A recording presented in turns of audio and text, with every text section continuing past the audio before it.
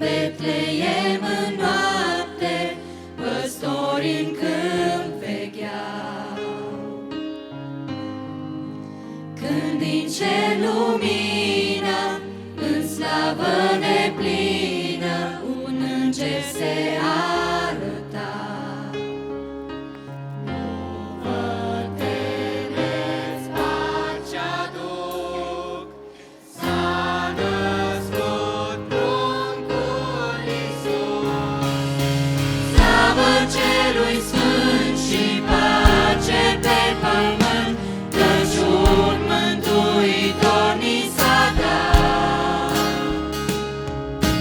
Mergeți, vă închinați și slavă Lui dați, El e Rege, Sfânt Împărat.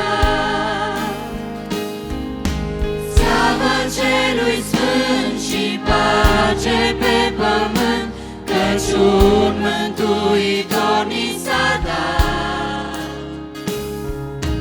Mergeți, vă închinați și slavă Lui dați, El e Rege, Sfânt Împărat.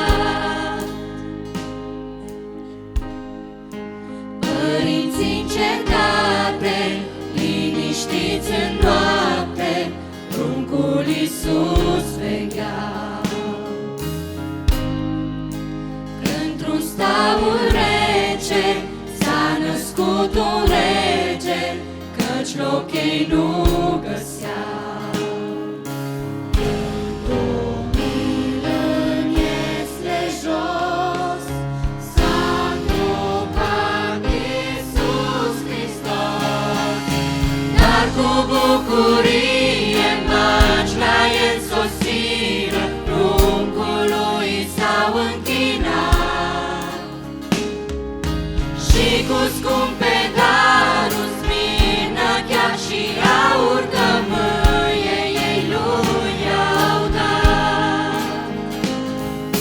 Slavă Celui Sfânt și pace pe pământ, căci un Mântuitor ni s-a